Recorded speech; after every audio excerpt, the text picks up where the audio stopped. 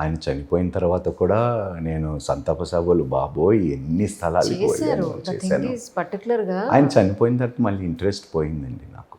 ఎందుకంటే అంత వైబ్రెంట్ లీడర్ని నేను మళ్ళీ చూస్తాను చూడను, ఐ రియలీ డోంట్ నో. అంటే ఆ రాజకీయానికే ఒక కళ తెచ్చారు రాజశేఖర్ రెడ్డి గారు.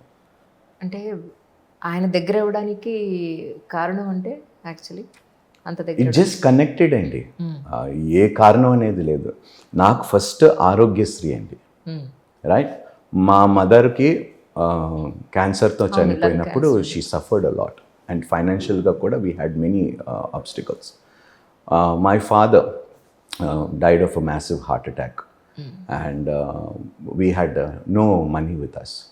సో అలాంటి సమయంలో నిజంగా డబ్బులు లేని వారికి ఉచితముగా ఏదో గవర్నమెంట్ హాస్పిటల్స్లో కాకుండా ప్రైవేట్ హాస్పిటల్స్లో ఉచిత వైద్య సేవ అనేది ఏ నాయకుడు, that is the only reason నేను రాజశేఖర రెడ్డి గారిని కూడా నేను మిమ్మల్ని కలవటానికి కారణం అదొక్కటే సార్ అన్నాను.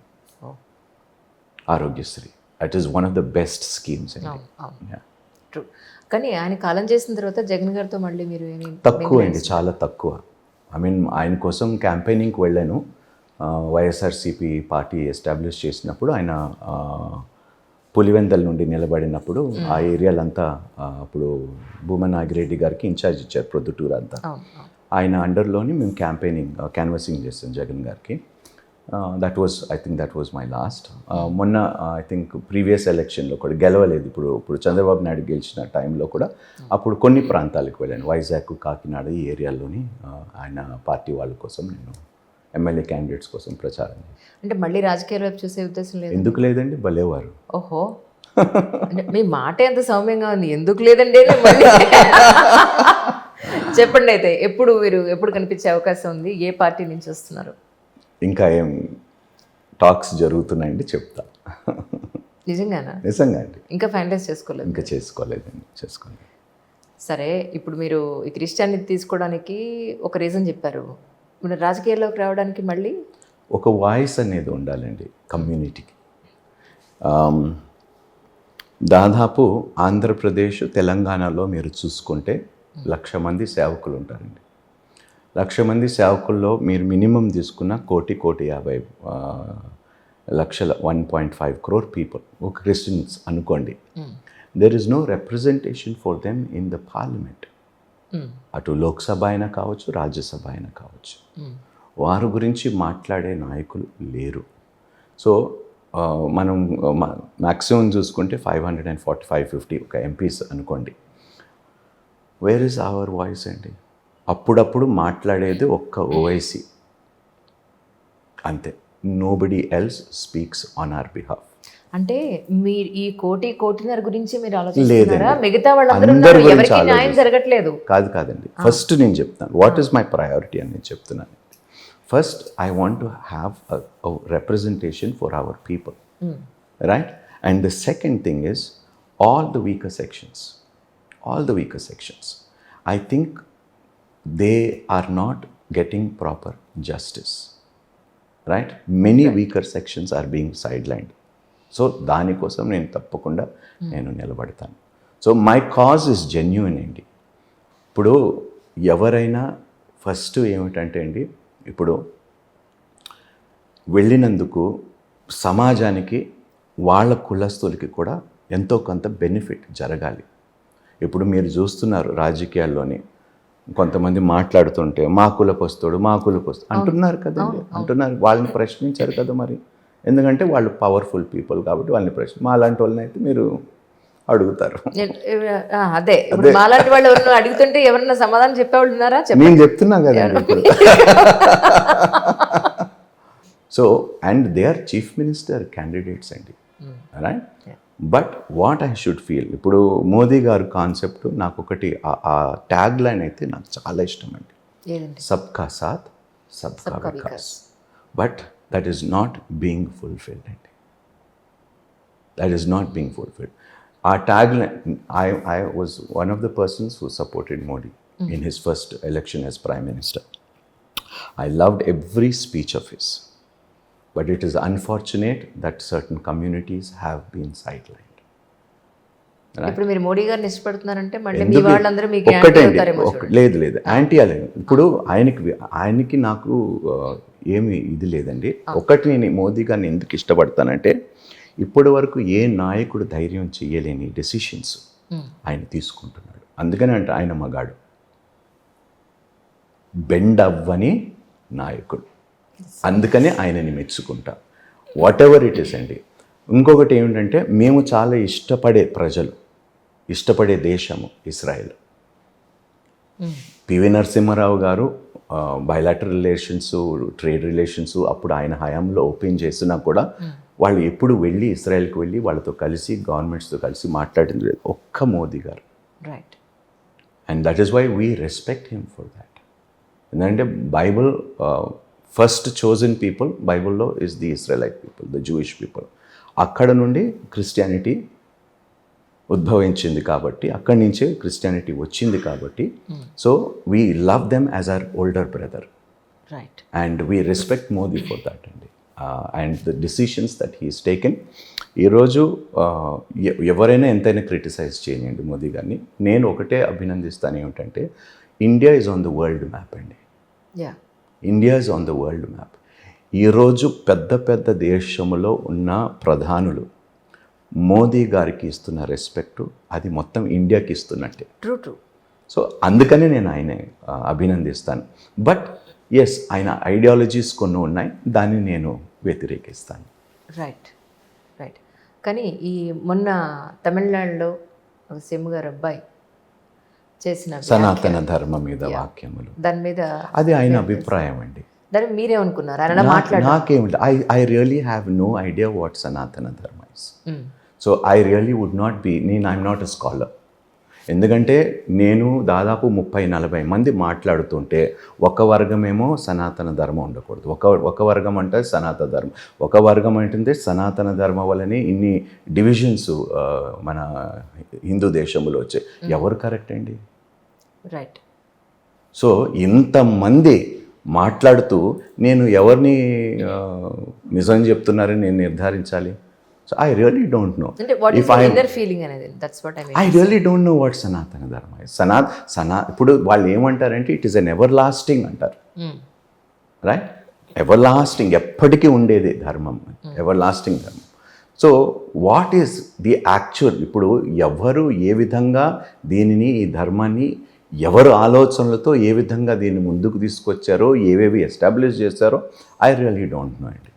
నేను పండితుడిని కాదు, నేను స్కాలర్ని కాదు. నాకు తెలియని విషయంలో నేను నోరు మూసుకోవటము నేను సమంజసం అనుకుంటానండి. పిల్లలు ఏం చేస్తున్నారండి రైట్ నౌ? ఏదండి? మీ పిల్లలు? ఒక పాప 3rd స్టాండర్డ్, ఒక పాప నర్సరీలో ఉన్నది, అదే PP1లో ఉన్నది, ఇంకొక పాప yet to go to school. Okay, right. అయితే నాకు అర్థమైంది ఏంటంటే ఇప్పుడు మొత్తానికి ఆ 4 ఫుల్ఫిల్ చేస్తే కానీ మీకు మనశ్శాంతి లేదు. అలాగే అనుకోండి. నాకు జరగాలని ఆశ, మా ఆవిడ అంటుంది నా వల్ల కావటం లేదు అంటుంది. లెట్స్ సీ అండి. మ్యామ్ ఏం చేస్తూ ఉంటారండి? She works for an IT company అండి, work from home. So she manages both the family and her job very well అండి. సో ఒకవైపు ఈ పాస్టర్గా ఈ జీవితం, రెండో వైపు నాణానికి రెండో వైపు అన్నట్టు రాజకీయాల్లోకి రాబోయే. అవునండి. సో మళ్ళీ సినిమాలోకి వచ్చే ఉద్దేశం లేదా sir? What is there in cinema industry అండి? ఏమున్నది చెప్పండి? మళ్ళీ మీ మీడియా వాళ్ళే నిజంగా మీకు దండం పెడతానండి. అయ్యో, ఎందుకో తెలుసా? మీ సినిమా వల్లనే పిల్లలు పాడైపోతున్నారు అంటారు. మళ్ళీ ఇప్పుడేమో మళ్ళీ సినిమాకి నేనేమంటున్నాను, మీడియా అందరూ నన్ను కలిపేసేయండి మొత్తం. ఏమున్నది టెల్ మీ అండి. అంటే ఒక హీరో, మీరే చెప్పండి, would you accept it? Real లైఫ్లోని ఒక వ్యక్తి హీరోస్ చేసిన పనులు రియల్ లైఫ్లో ఒక వ్యక్తి బయట చేస్తే వాడిని ఏం చేస్తారు? వాడిని ఏం చేస్తారు? Correct. So I don't want to be that. You want to be real hero అంటారు. రియల్ లోన బయట ఒకలాగా ఉండాలనేది నా ఆశ అండి. ఉన్నాను అని మాత్రం 100% నేను చెప్పను, బట్ ప్రయాసపడుతున్నాను, ఉండాలనేది నా ఆశ. రైట్? ఎందుకంటే ప్రతి ఒక్కరిలో ఏదో ఒకటి దాపరికం ఉంటుందండి. రైట్? కనిపించేవని నిజాలు కావు, నిజాలు ఎప్పుడు కనిపించవు, నేను ఎప్పుడు చెప్తూ ఉంటాను. True true. మలయాళంలో ఒక సినిమా వచ్చింది ట్రాన్స్, నాకు తెలుసు. అబ్బా, చూసారా మీరు? చూసినప్పుడు మీరు ఒక పని చేయండి, మీరు హెడ్ లైన్స్ లోని ఇది క్రిస్టియన్ ఇంటర్వ్యూ అని దేవుడా, పెట్టండి. లేదు సార్, లేదు సార్, అన్నీ కదా. ఇప్పుడు దొరక్క ఒక్కసారి దొరికారు నాకు. అన్నీ మాట్లాడాలి కదా, సినిమాలు మాట్లాడుతున్నాం, రాజకీయాలు మాట్లాడుతున్నాం, మీ పర్సనల్ లైఫ్ మాట్లాడుతున్నాం. ఇది కూడా అంటే మీరు ఆ సినిమా చూసినప్పుడు నిజంగా ఇలా జరుగుతుందా బయట? జరుగుతుందండి, ఎందుకు జరుగు? హిందూ రిలీజియన్లో జరగటం లేదా? బాబాలు చేయటం లేదా? ఓహో, అటు వచ్చారా? మరి అటే మీరు ఇటు వస్తే నేను అటు వస్తా, అంతే కదా. ఇప్పుడు దొంగ బాబాలు, దొంగ బోధకులు అన్ని జాతుల్లో, అన్ని మతాల్లో ఉన్నారు. నిజంగా అలా దొంగ బాబాలు ఉన్నప్పుడు దొంగ బాబాలనే చెప్తున్నాం కదా మేము కూడా. మేము కూడా చెప్తున్నాం, భలేవారు మీరు. మేము ఖండించినంత బహుశా మీ వాళ్ళు కూడా ఖండించారు. మేము ఖండించినంత నా వీడియోస్ మీరు కొన్నిసార్లు అబ్జర్వ్ చేస్తే ఐ క్రిటిసైజ్ దోస్ పీపుల్. వాళ్ళే చీడపురుగులు ఈ క్రైస్తవ్యానికి. వాళ్ళలాంటి వాళ్ళు ఉండటం వల్లనే ఆ దేవునికి అవమానం కలుగుతుంది. అదండి. ఇప్పుడు దొంగ బాబాలు ఎన్ని బాబాలండి? అలాగే ఇందులో కూడా దొంగ క్రైస్తవులు ఉన్నారు, దొంగ బోధకులు ఉన్నారు. సో ఏ భేదము లేదు, దొంగోడు దొంగోడే. కానీ మన భారతదేశంలో నువ్వు ముస్లింవి, నేను క్రిస్టియన్ని, నేను హిందువుని అని ఇలానే కొట్టుకుని చేద్దామా? మనం అంతా ఒకటే అని ఒక యూనిటీ తోటి వెళ్దామా? ఎవరు కాదన్నారండి, మనలో మనమే కొట్టుకుని చేస్తున్నాం. ఎవరు కొట్టుకుంటున్నారు? రాజకీయాల లబ్ధి కోసం కొట్టుకునేలాగా చేస్తున్నారండి. అర్థమైందా?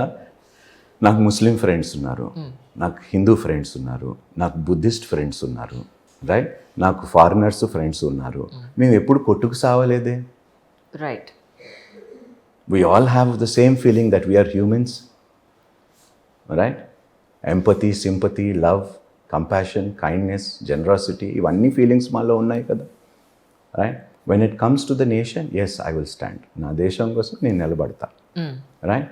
And for me everybody is equal అండి. కరెక్ట్. మీరు ఏ మతాన్ని ఫాలో అవ్వండి, at the end of the day, my responsibility towards you, if you are in need, is to help you, irrespective of your faith.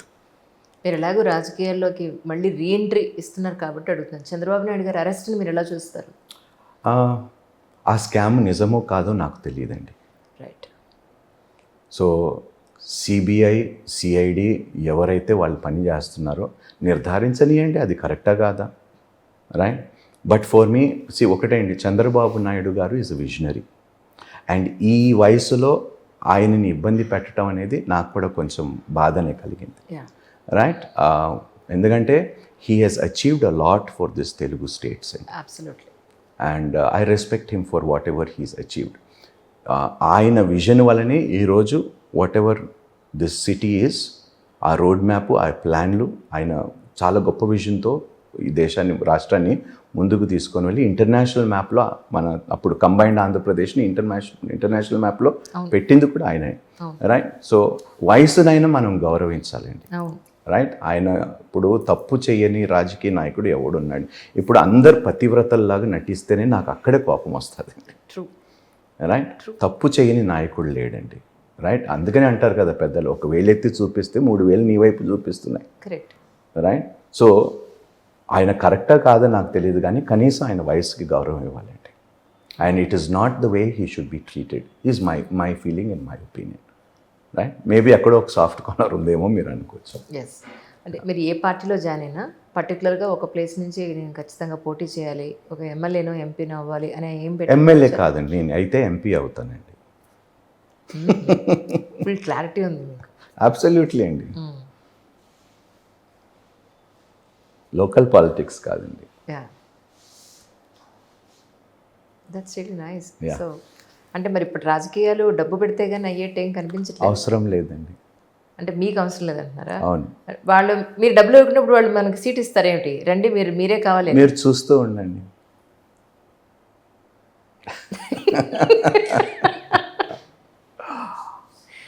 Right. So అయితే 2024 ఎలక్షన్స్కి పక్కాగా 24 అయితానా, 28 29 I don't know, but definitely I will, that's my goal. మనకి చాలా తక్కువ time ఉంది sir election. అవునండి, ఎమ్మెల్యేకి దగ్గరగా ఉన్నాయండి, నాట్ టూ ఫార్, బట్ ఎంపీకి ఇంకా టైం ఉన్నది. 7 months ఉన్నది అనుకుంటా ఎంపీకి. సో అంటే ఇప్పుడున్న రాజకీయాలను చూస్తూ కూడా రాజకీయాల్లోకి రావాలనుకోవడానికి మేజర్ రీజన్ అంటే ఏం చెప్తారు? ఇప్పుడు వాయిస్ అనేది ఇందాక చెప్పారు. రాజకీయాలు నేను చూడటం లేదండి, రాజకీయాలు చేసే వాళ్ళని చూసి నాకు విరక్తి వస్తుందండి. రాజకీయం అనేది తప్పు కాదండి, but for the right purpose చేయండి. రైట్ ఇప్పుడు ప్రాబ్లం ఏమైపోతుందంటే అండి, వచ్చిన ప్రతి ఒక్కరూ వాళ్ళకి సమకూర్చుకోవటానికే వాళ్ళు వస్తున్నారు, వాళ్ళు చేస్తున్నారు, కానీ సమాజానికి ఏదో ఒకటి చెయ్యాలి. నేను ఎప్పుడు అంటానండి, ఒక వ్యక్తి తన ఓటు అమ్ముకుంటున్నాడంటే తన వ్యక్తిత్వాన్ని తాకట్టు పెడుతున్నాడండి. అబ్సల్యూట్లీ. సో అలాంటి వాళ్ళ ఓటు కూడా మనకు అవసరం లేదండి.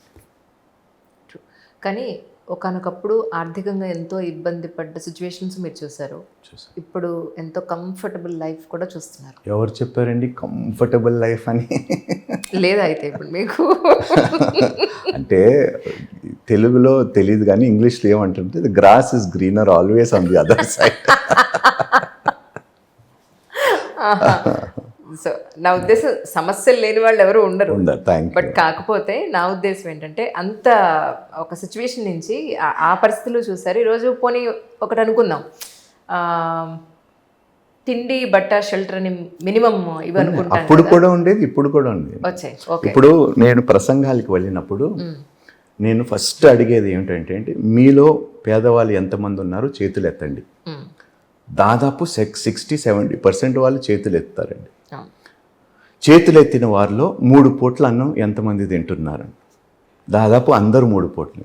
ఇంకా మీరు పేదవాళ్ళు ఏంటండి? రేపు నువ్వు తినటానికి బ్రతుకుంటావో లేదో తెలియదు, కానీ ఇప్పుడు ఉన్న దానికి తృప్తిగా బ్రతకపోతే రేపు ఏదొచ్చినా నువ్వు తృప్తిగా బ్రతకలేవు. పేదరికం అనేది నీ ఆలోచన, దాన్ని మీరు మార్చుకోవాలి. భగవంతుడు మనకి 3 పూట్లు అన్నం పెట్టాడు, థ్యాంక్ గాడ్, చాలు. ఈరోజు నేను సుఖంగా బ్రతికాను, 3 పూట్లు బ్రతికాను, ఉన్నదాంతో తృప్తిగా నేను నా కుటుంబం ఉండగలిగాం. రేపు ఇదే అనుభవం కలిగి ఉంటానో లేదో నాకు తెలియదు, కానీ ఈరోజు భగవంతుడు నాకు ఇచ్చినందుకు I thank God. And this is how I tell people, you have to change. ఇప్పుడు ఏమైపోతుందంటే అండి, ఇలాంటి మీరు అన్నారు చూడండి ట్రాన్స్ మూవీ, అది ఏమిటండి? ఆశ, దురాశ. ఇప్పుడు ప్రలోభాలు పెడుతూ ఉంటే మీలో దురాశ లేకపోతే మీ ప్రలోభాలకి ఎందుకు లోబడతారు? True, absolutely. So why blame the community, the Christian faith? Blame the individual. వాడు స్వార్థపరుడు కాబట్టి వాడికి ఏదో లబ్ధి పొందాలని దురాశతోనే వాడు అక్కడికి వచ్చాడు. దానికోసం మతాన్ని కించపరిచే హక్కు ఎవరికి ఉందండి? That is correct, absolutely. వాడు మనస్సాక్షి కరప్ట్ అయితే వాడు ఏ మతంలో ఉన్నా కూడా వాడు కరప్టెడ్ ఫెలోయే. అవును.